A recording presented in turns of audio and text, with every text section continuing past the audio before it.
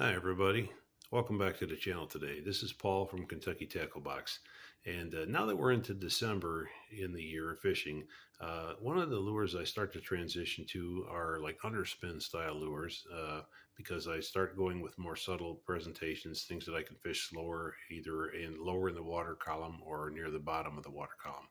And one of the more popular lures that's out there, it's been around for a long time, is called the Roadrunner lure. And I don't have one in my tackle right now, so I'm just pulling this picture up off the net so kind of get a look at what they look like. But basically, it's a jig head with a little blade below it. It looks like on the Roadrunner they typically use like a Colorado blade. And they come in different weights and sizes and different colors, and they're really good at catching a lot of fish. But I have something similar to it, so I'm going to make a duplicate or my kind of take on making a copy of it using a different type of lure. So what I have down here is a couple of lures called the Fin Spin. They're made by Leland Lures.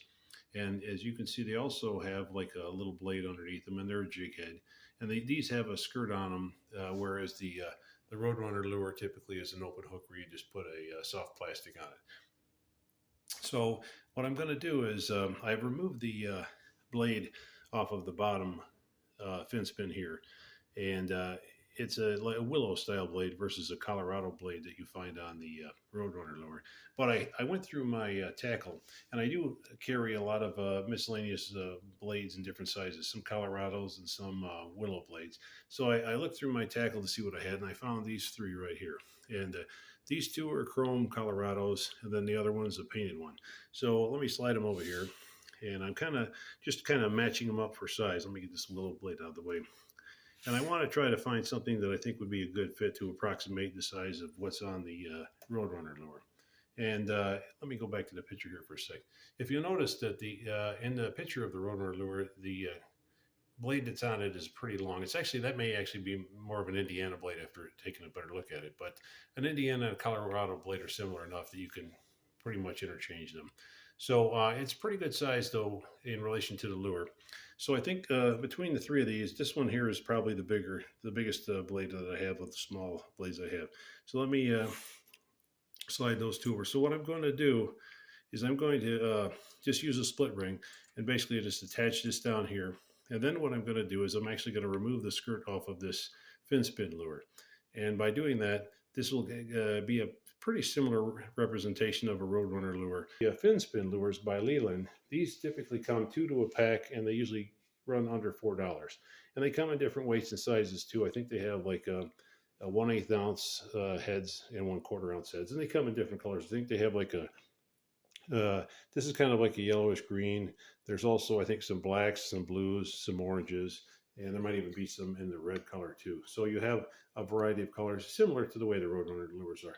But because you get 2 to a pack for $4, as far as the blades themselves, like the Colorado blades and the willow blades, there are websites on the internet where you can buy these in bulk, and they're relatively cheap. The idea is you can get them usually. One of the websites I was just looking at online, and I forget the name of it, but you can easily search for blades on like doing a Google search or something like that.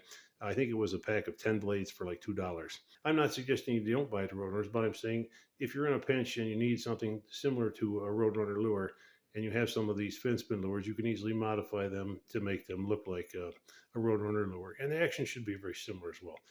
And you also have the option of either leaving the skirt on them or just cutting the skirt off and using a soft plastic.